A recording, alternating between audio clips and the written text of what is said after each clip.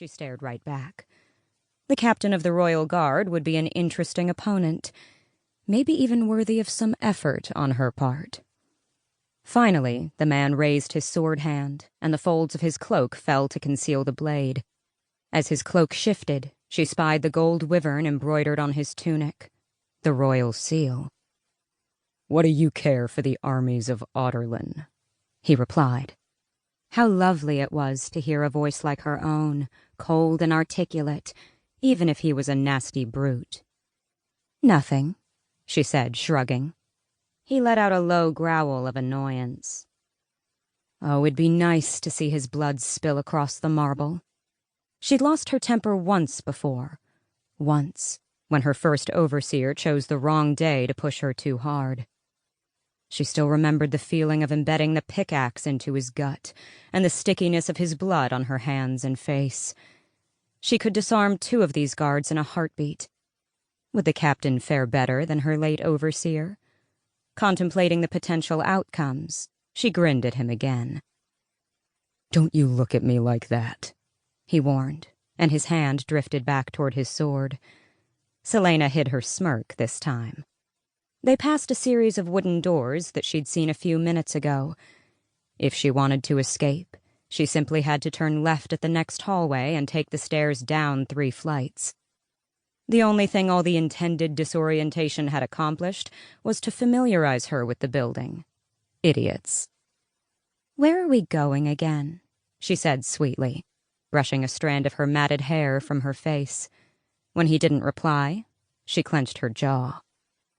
The halls echoed too loudly for her to attack him without alerting the whole building.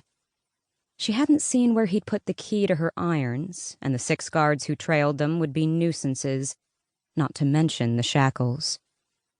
They entered a hallway hung with iron chandeliers. Outside the windows lining the wall, night had fallen. Lanterns kindled so bright they offered few shadows to hide in. From the courtyard, she could hear the other slaves shuffling toward the wooden building where they slept. The moans of agony amongst the clank of chains made a chorus as familiar as the dreary work songs they sang all day. The occasional solo of the whip added to the symphony of brutality Audorlan had created for its greatest criminals, poorest citizens, and latest conquests. While some of the prisoners were people accused of attempting to practice magic, not that they could, given that magic had vanished from the kingdom, these days more and more rebels arrived at Endovier. Most were from Eelway, one of the last countries still fighting Audorlan's rule. But when she pestered them for news, many just stared at her with empty eyes. Already broken. She shuddered to consider what they'd endured at the hands of Audorlan's forces. Some days, she wondered if they would have been better off dying on the butchering blocks instead. And if she might have been better off dying that night she'd been betrayed and captured, too. But she had other things to think about as they continued their walk. Was she finally to be hanged? Sickness coiled in her stomach. She was important enough to warrant an execution from the captain of the Royal Guard himself. But why bring her inside this building first? At last, they stopped before a set of red and gold glass doors so thick that she couldn't see through them.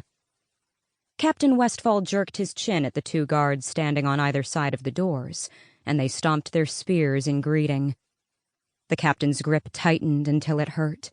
He yanked Celaena closer, but her feet seemed made of lead, and she pulled against him. "You'd rather stay in the mines?" he asked, sounding faintly amused. Perhaps if I were told what this was all about, I wouldn't feel so inclined to resist. "You'll find out soon enough." Her palms became sweaty. Yes, she was going to die. It had come at last. The doors groaned open to reveal a throne room. A glass chandelier shaped like a grapevine occupied most of the ceiling, spitting seeds of diamond fire onto the windows along the far side of the room. Compared to the bleakness outside those windows, the opulence felt like a slap to the face, a reminder of how much they profited from her labor. "In here," the captain of the guard growled, and shoved her with his